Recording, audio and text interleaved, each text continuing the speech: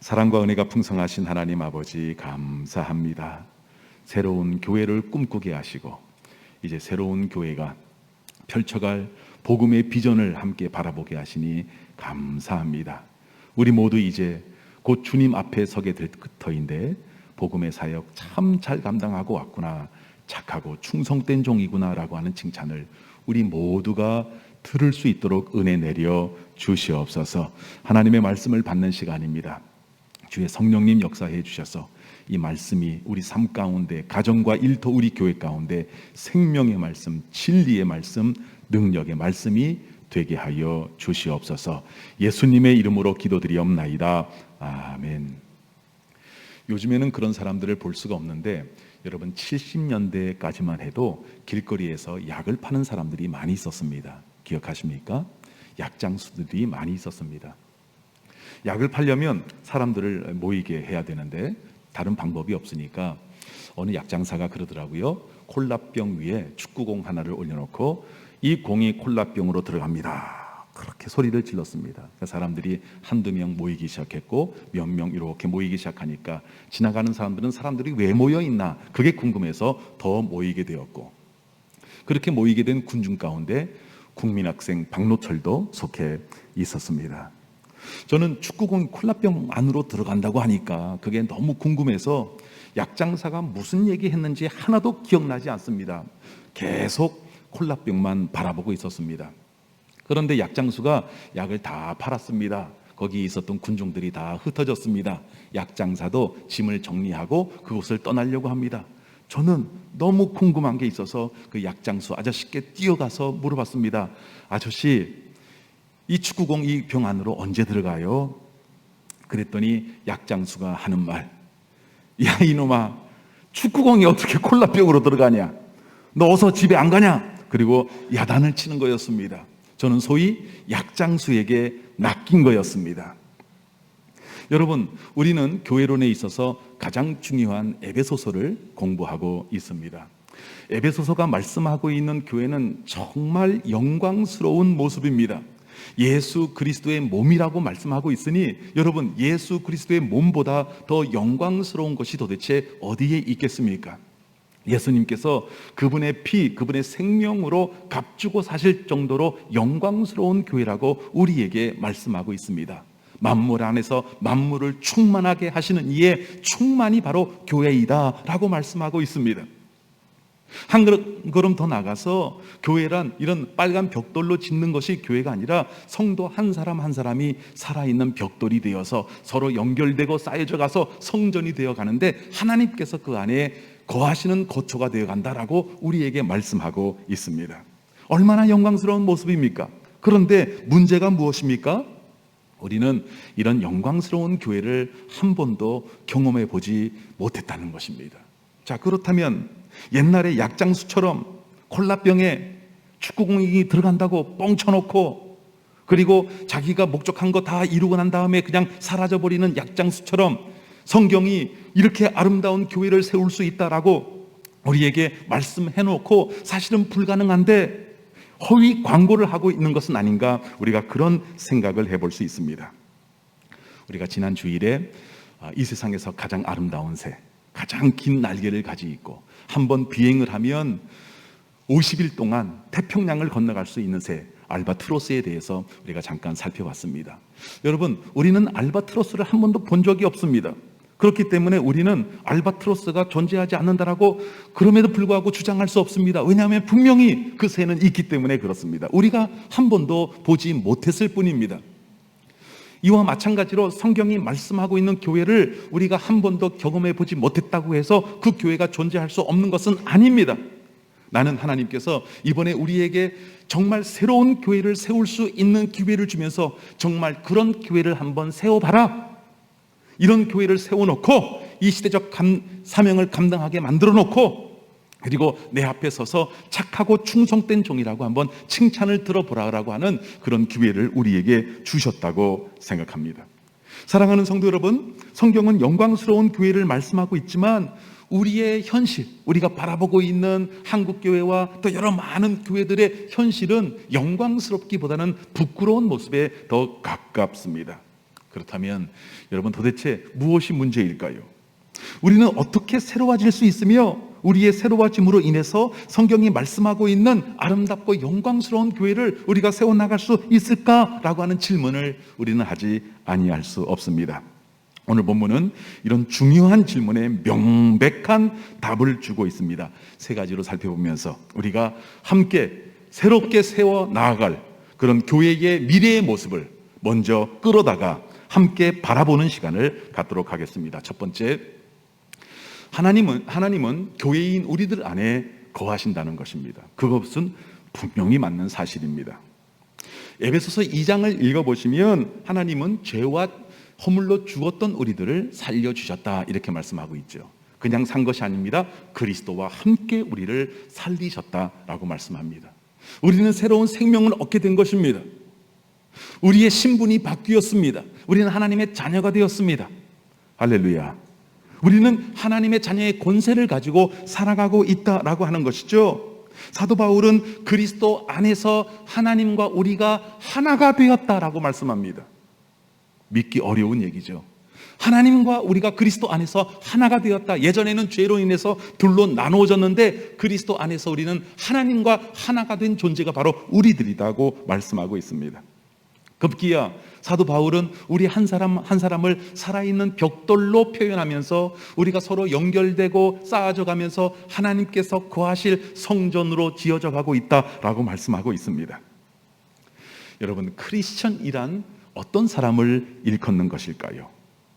좋은 사람, 착한 사람, 선한 사람, 윤리적인 사람, 성경 말씀을 믿는 사람, 그렇게 표현해도 괜찮습니다. 그것도 맞는 말이지만 여러분, 본질적으로 크리스천이라고 하는 것은, 여러분, 크리스천은 하나님의 영, 하나님의 생명이 거하는 사람입니다. 그 안에 하나님의 생명이 있는 사람을 우리는 크리스천이라고 합니다. 이것이 굉장히 중요한 부분인데, 여러분, 크리스천이라고 하는 것은 세상 사람들과 다른 라이프 스타일을 사는 사람이 아닙니다. 여러분, 크리스천이란 사람은 밥을 먹을 때도 경건하고 코미디 프로그램 보면서도 다른 사람들은 다 웃을 때 그 웃음을 끝까지 참아내며, 여러분, 어떤 경건한 어떤 종교적인 모습을 가지고 살아가는 사람들이 크리스천이 아닙니다. 여러분, 우리가 외형을 그렇게 바꾸어 가면서 마치 그것이 성도의 삶인 것처럼 호도하는 것은 복음의 그 거룩한 능력을 우리가 모독하는 일이다라고 하는 사실을 결코 잊어서는 안 됩니다. 여러분, 우리가 크리스천이 되었다라고 하는 것은 우리가 조금 더 점잖은 사람이 되었다, 그런 의미가 아닙니다. 여러분, 우리가 크리스천이 되었다라고 하는 것은 완전히 새로운 존재로 변한 것입니다. 새로운 피조물이 되는 것입니다. 그리스도와 함께 다시 살리심을 받음으로 말미암아 하나님의 생명이 우리 안에 거하게 된 것입니다. 삼위일체 하나님의 생명이 우리와 함께 하는 것입니다. 여러분, 그것이 거듭났다라고 하는 의미이고, 우리는 점점 예수 그리스도를 닮아가는 인생으로 살아가고 있다라고 하는 그런 의미이며, 율법적이진 않지만 하나님 앞에서 생명 걸고 헌신할 수 있다라고 하는 사실을 분명히 보여줄 수 있는 사람들을 일컬어 우리는 크리스천이라고 합니다. 자, 그런데 문제가 무엇인가 하면, 둘째, 교회인 우리들은 미성숙한 모습을 떨쳐버리지 못하고 있다는 것입니다. 문제가 뭐라고요? 분명히 이게 우리 크리스천 맞는데 우리들은 미성숙한 모습을 떨쳐버리지 못하고 계속 그 미성숙한 모습으로 살아가고 있다는 것입니다. 에베소서 4장에서 사도 바울은 이렇게 이야기합니다. 그가 어떤 사람은 사도로, 어떤 사람은 선지자로, 어떤 사람은 복음 전하는 자로, 어떤 사람은 목사와 교사로 삼으셨으니 이는 성도를 온전하게 하여 봉사의 일을 하게 하며 그리스도의 몸을 세우려 하심이라. 여기 나오는 이 사도와 선지자들은 신약과 구약의 말씀을 의미합니다. 그 이후에 나오는 직분들, 그러니까 복음을 전하는 자, 목사, 교사, 이것은 사도시대 이후에 오늘날까지 교회를 이루는 영적인 지도자들, 지금도 존재하는 영적인 지도자들을 의미하고 있습니다. 자, 하나님께서 이런 직분들을 우리에게 허락해 주신 이유가 무엇인가 하면, 성도들을 온전하게 만들어서 봉사의 일을 하게 함으로 말미암아 그리스도의 몸을 세우려 하십니다. 이렇게 분명히 말씀하고 계시죠. 여기에서 가장 중요한 단어가 있다라고 한다면 그것은 온전함입니다. 온전함을 이룬다. 다른 말로 얘기하면 성숙된 자로 만든다, 그런 의미입니다. 매우 중요한 말씀이 이어서 나오는데요, 13절에 있는 말씀은 우리 큰 목소리로 함께 읽어봅니다. 우리가 다 하나님의 아들을 믿는 것과 아는 일에 하나가 되어 온전한 사람을 이루어 그리스도의 장성한 분량이 충만한 데까지 이르느니. 여기에서 사도 바울은 지금 강조하고 싶은 그 말씀을 다시 한번 기록하고 있는데, 그것이 무엇인가 하면 온전한 사람을 이루어야 한다, 성숙된 자로 만들어야 한다, 그렇게 말씀하고 있습니다. 어느 정도까지요? 그리스도의 분량이 충만한 데까지. 놀라운 말씀이죠. 여러분, 우리가 어디까지 성장할 수 있는가 하면 그리스도의 장성한 분량이 충만한 데까지 우리는 성장할 수 있는 존재들이다라고 하는 사실입니다. 믿으시기 바랍니다. 예, 알바트로스를 한 번도 못 봤기 때문에 그 새를 의심하는 사람들처럼 성경에 분명히 그렇게 적혀 있음에도 불구하고 의심스럽게 아멘 이렇게 하시는데, 여러분, 우리가 어디까지 성장하고 성숙할 수 있냐면, 여러분들의 자녀들이 어디까지 성장하고 성숙할 수 있냐면 그리스도의 장성한 분량이 충만한 데까지 성장할 수 있다는 것입니다. 믿으시기 바랍니다. 그런데 여러분, 우리들의 문제가 무엇인지 잘 보시기 바랍니다. 14절에 있는 말씀 다시 한번 우리 천천히 우리 한 목소리로 읽어봅니다. 이는 우리가 이제부터 어린아이가 되지 아니하여 사람의 속임수와 간사한 유혹에 빠져 온갖 교훈의 풍조에 밀려 요동하지 않게 하려 함이라. 자, 지금까지 말씀해 주신 그 아름다운 그리스도의 분량이 충만한 데까지 성장하는 우리의 존재, 이 모든 것들을 말씀하시는데, 문제가 뭐냐면 지금은 우리가 어떤 상태에 있냐면 어린아이와 같은 상태에 있다, 이렇게 말씀하고 있습니다. 여러분, 아기가 태어나면 얼마나 예쁩니까? 여러분들은 어떻게 생각하시는지 모르겠는데 제게는요, 갓난 아이보다 예쁘고 아름다운 존재는 없다고 생각합니다. 그 갓난, 아이고 얼마나 예쁩니까? 너무너무 예쁘죠. 아, 예쁩니다. 그런데 여러분, 세월이 지나갑니다. 10년, 20년 나이가 먹어갑니다. 그런데 10년, 20년 이후에도 여전히 일어날 수 없어서 누워서 아장아장하고 있다라고 한다면 그것은 더 이상 예쁜 게 아닙니다. 여러분, 그것은 큰 비극이다라고 하는 것이죠. 사도 바울이 우리에게 하고 계신 말씀이 무엇인가 하면 영적으로 이런 일들이 너무 많이 벌어지고 있다는 것입니다. 신앙생활을 시작한 지가 벌써 10년, 20년, 30년, 40년, 50년 평생인데 아직도 어린아이의 모습을 가지고 있다라고 사도 바울이 말씀하고 있는 것이죠. 여러분, 그렇다고 한다면 우리가 풀어야 될 숙제, 우리가 풀어야 될 문제는 이것입니다. 왜 이런 일이 벌어지고 있느냐, 이것이죠. 오늘 본문에 그것을 해결할 수 있는 답이 명확하게 나와 있습니다. 다시 한번 우리 14절에 있는 말씀 큰 목소리로 함께 읽어봅니다. 이는 우리가 이제부터 어린아이가 되지 아니하여 사람의 속임수와 간사한 유혹에 빠져 온갖 교훈의 풍조에 밀려 요동하지 않게 하려 함이라. 사람의 속임수와 간사한 유혹에 빠져서 온갖 교훈의 풍조에 밀려 요동하는 삶을 사는 것, 여러분, 그게 지금 우리의 모습입니다. 그게 지금 우리의 현실입니다.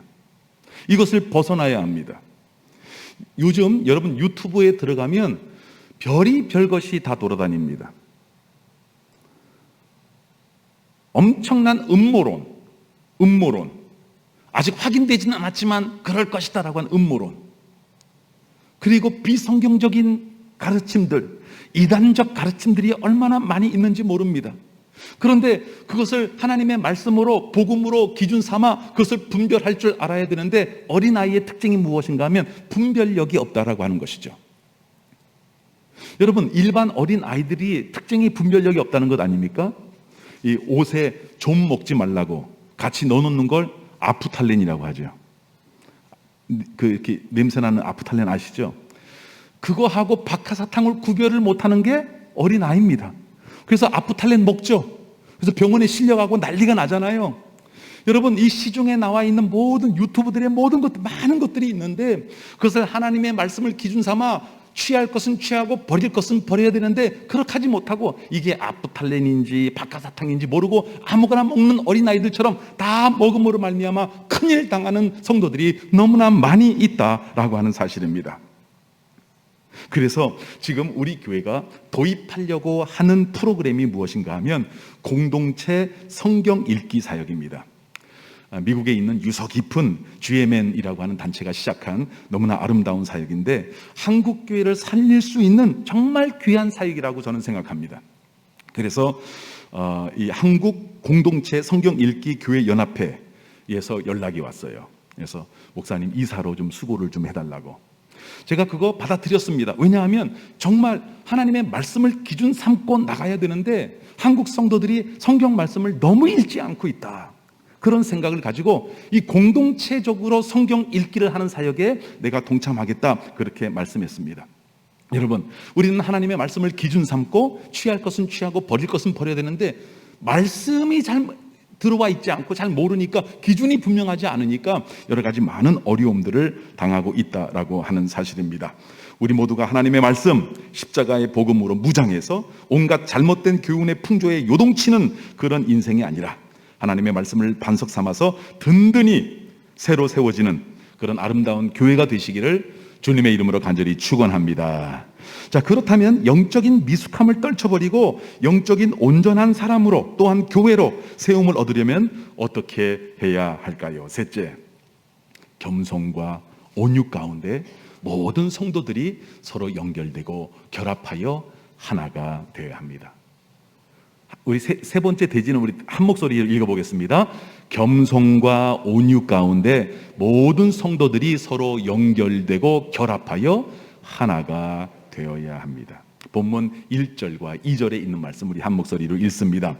그러므로 주 안에서 갇힌 내가 너희를 권하노니 너희가 부르심을 받은 일에 합당하게 행하여 모든 겸손과 온유로 하고 오래 참음으로 사랑 가운데서 서로 용납하고. 여기에 보시면 우리가 어떻게 해야 된다고요? 모든 겸손과 온유로 하고 오래 참음으로 사랑 가운데서 서로 용납하는 삶을 살아야 한다 그렇게 말씀하고 있는데 오늘은 시간 관계상 겸손과 온유에 대해서만 여러분과 함께 말씀을 나누도록 하겠습니다. 사도 바울이 가장 먼저 언급하고 있는 것은 겸손입니다. 그런데 여러분, 그냥 겸손이 아니라 모든 겸손입니다. 모든 겸손. 그러니까 모든 일에 겸손한 모습, 겸손한 마음, 겸손한 자세, 그것을 잃으면 안 된다라고 우리에게 강조하고 있는 것이죠. 제가 어느 목사님에게 들은 이야기입니다. 그 교회에 관리위원회가 있다고 합니다. 그런데 그 관리위원회는 교회에 있는 봉고차를 관리하는 일을 맡고 있는데, 그런데 그 관리위원회를 맡고 있는 위원장 장로님이 교회 봉고차를 각 부서에 허락하는 일을 가지고 소위 갑질을 좀 하신다고 합니다. 자기에게 친한 사람은 봉고차 키를 잘 준답니다. 근데 자기하고 좀 관계가 좀 상하거나 그러면 이런저런 이유를 들어서 이 봉고차 키를 안 준다고 합니다. 그러니까 봉고차 키를 줄 수 있고 안 줄 수도 있는 권한을 갖고 있는 것이 너무나도 우습게도 작은 권력이 되어 버린 것입니다. 그런 이야기를 하시더라고요.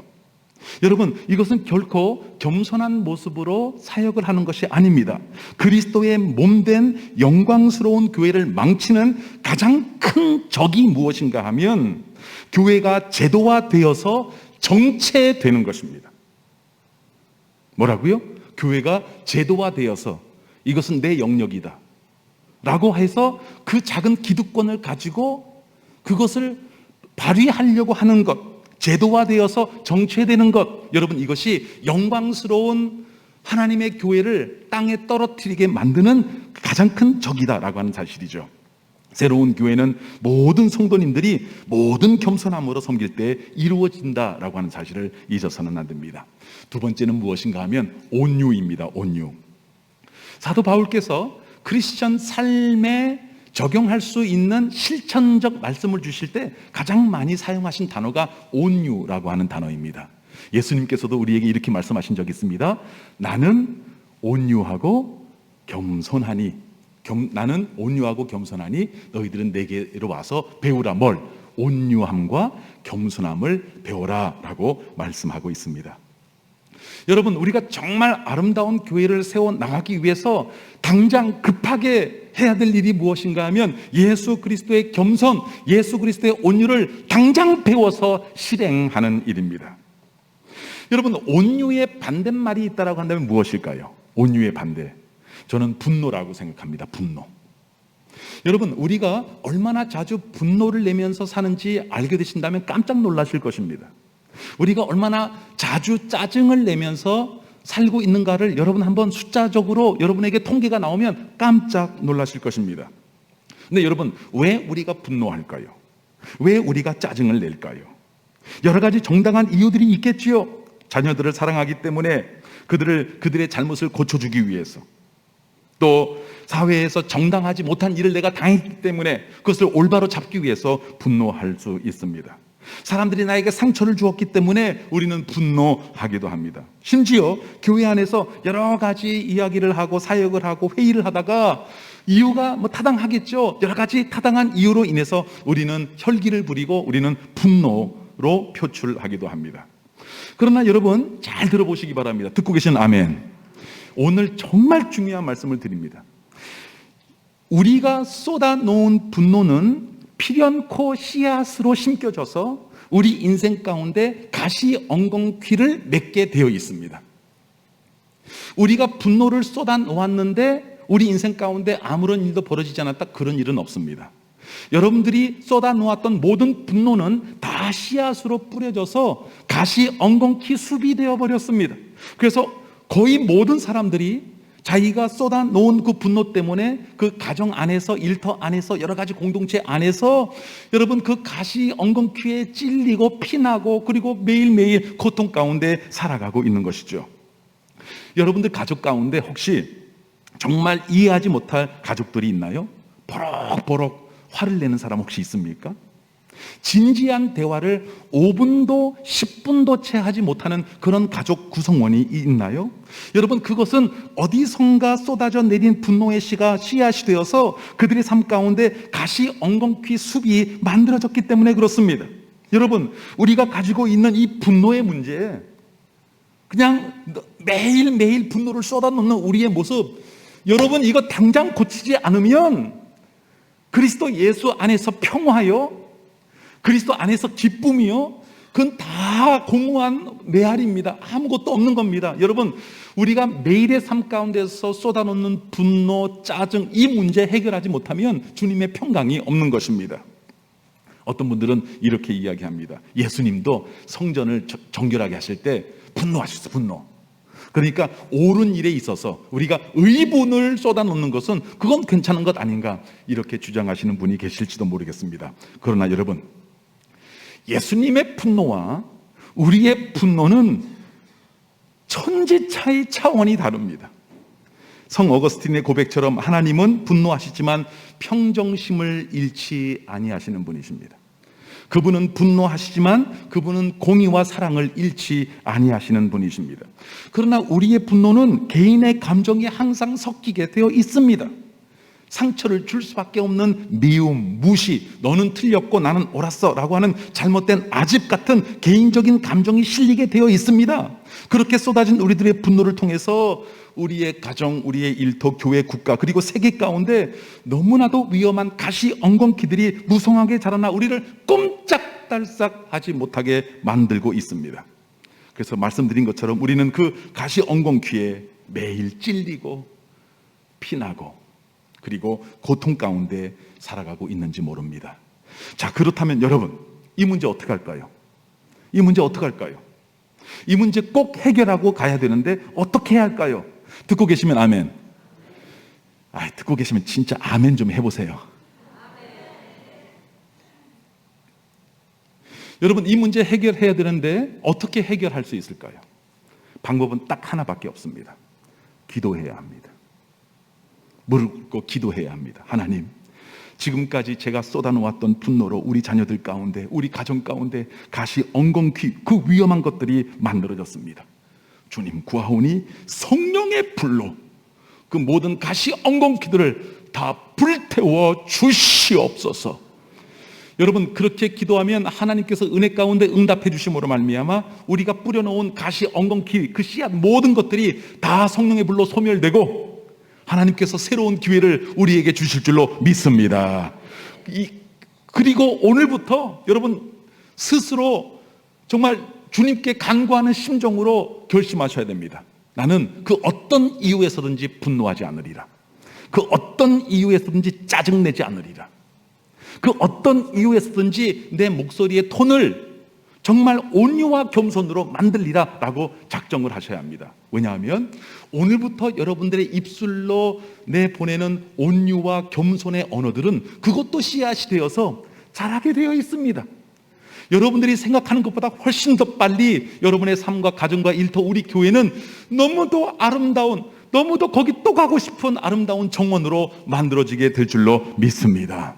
그래서 온유와 겸손이 그토록 중요한 것입니다. 나는 여러분들의 가정이, 우리 교회가 그런 아름다운 정원으로 속히 변화될 수 있기를 주님의 이름으로 간절히 축원합니다. 그런데 이제부터 우리가 어떻게 한다고요? 겸손과 온유의 언어를 사용합니다. 그런 삶의 태도를 가지게 될 것입니다. 그런데 우리의 힘만으로는 안 됩니다. 우리의 의지만으로 될 일이 아닙니다. 해봤잖아요. 안 되는 것입니다. 그러나 우리에게는 두 가지의 절대적인 도움의 원천이 있습니다. 예, 머리가 좋으신 분들은 그냥 외우시고, 머리가 나쁘신 분들은 메모를 해놓으십시오. 그렇게 하려고 내가 작정한 나를 도와주는 도움의 원천 두 가지가 있으니, 그 첫 번째는 우리 주 예수 그리스도께서 그분의 영 성령님을 통해서 우리를 도와주십니다. 여러분, 주님께서 우리에게 언약해 주셨죠? 볼지어다 내가 세상 끝날까지 너희와 항상 함께 있을 것이다.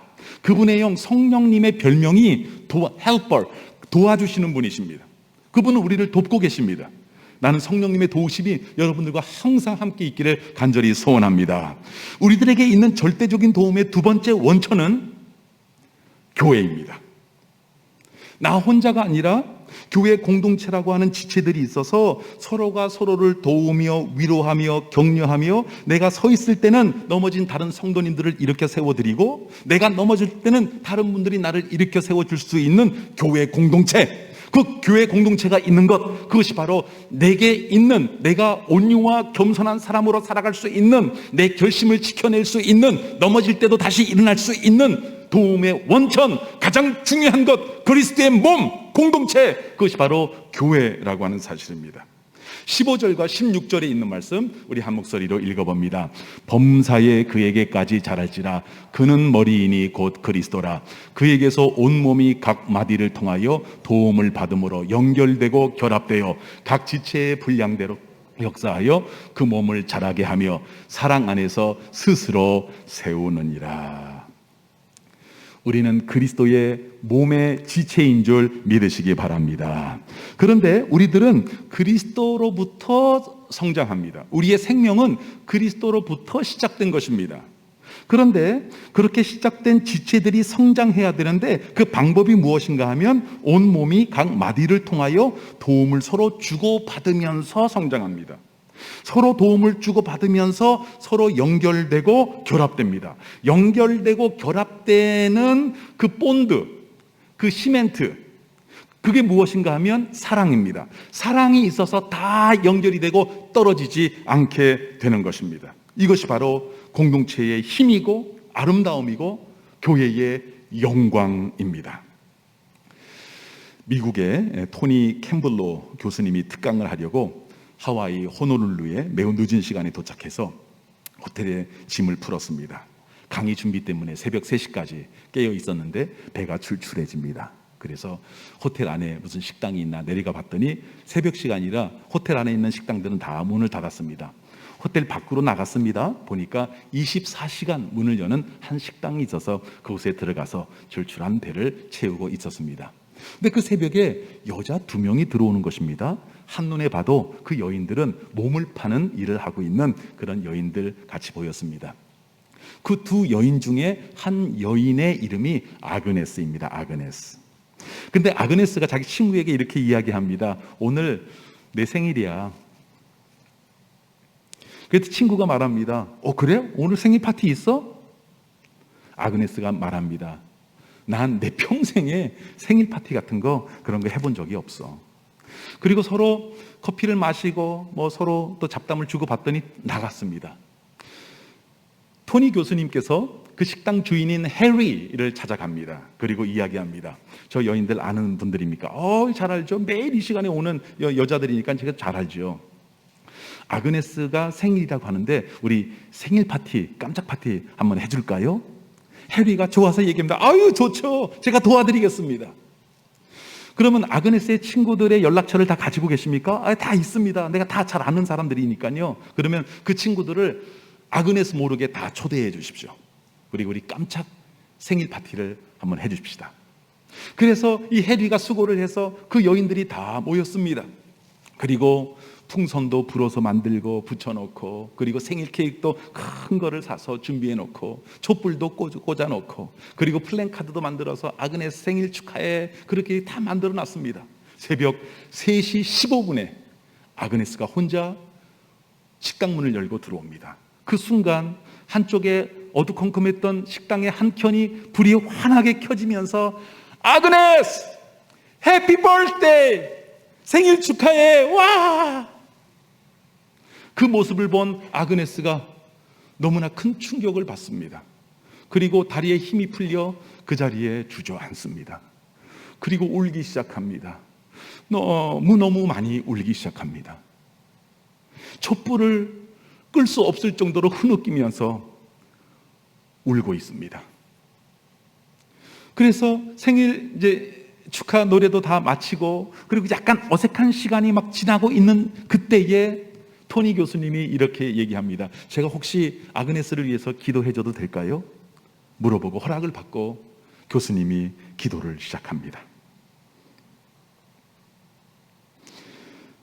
예수님, 오늘 아그네스의 생일입니다.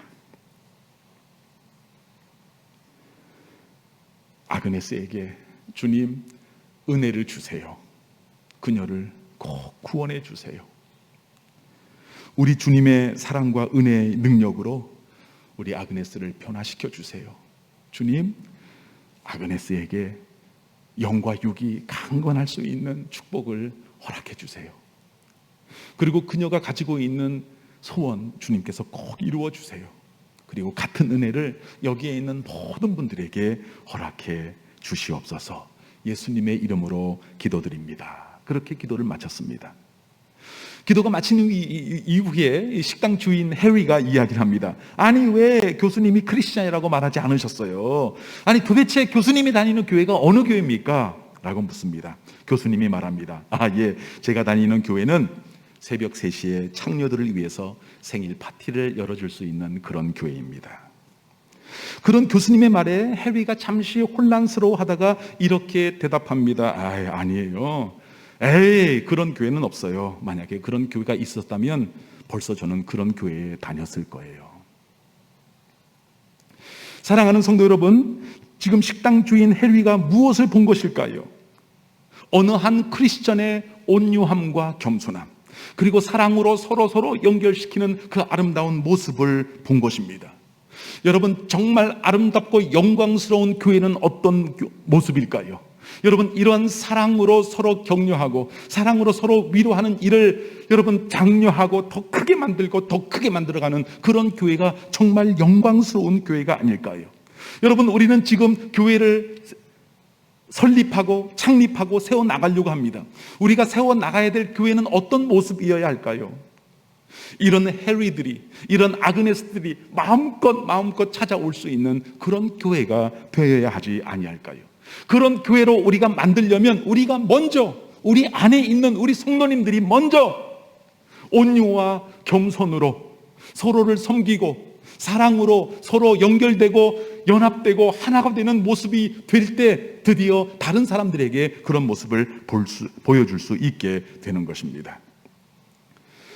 저는 이번에 교회 설립인 신청서를 제출해 주신 736명의 성도님들을 생각해 봅니다. 매일 이분들을 품고 기도를 합니다. 신청서를 내신 분들이 18세 이상 세례 입교인이기 때문에 그 외에 성도님들도 많이 계실 것이라고 생각합니다. 그러면 800명, 900명은 좋게 되는 성도님들일 것이다. 저는 그렇게 생각합니다. 현재 16개로 나뉘어져 있는 교구를 8개의 교구로 개편할 것입니다. 그리고 모든 성도님들로 하여금 소그룹에 속하게 만들 것입니다. 그리고 그 소그룹 리더들을 세워서 그 소그룹을 잘 섬기고 이끌 수 있도록 훈련시킬 것입니다. 만약 우리 광야 공동체 새롭게 세워질 그 교회가 교구별로 그리고 소그룹으로 촘촘하게 조직을 세울 수만 있다면, 그리고 그 안에서 겸손과 온유로 또한 사랑으로 서로 섬기며 연결된다면 우리가 세울 그 교회는 그 누구도 흔들 수 없는 든든한 교회가 될 줄로 믿습니다.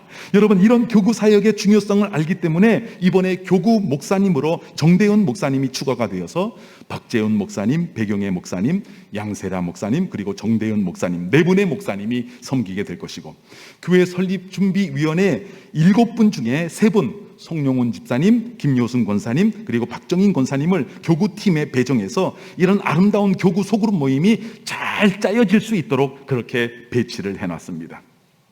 사랑하는 성도 여러분, 기억합시다. 교회는 대체 불가능한 그리스도의 몸된 교회 공동체인 줄 믿으시기 바랍니다. 여러분, 우리가 서로 돌아보아 사랑과 선행을 격려하는 것입니다.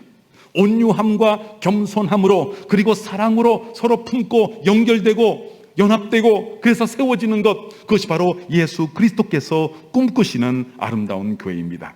우리가 힘써 이런 감동적인 교회를 함께 세워나갈 수 있게 되길 주님의 이름으로 간절히 축원합니다.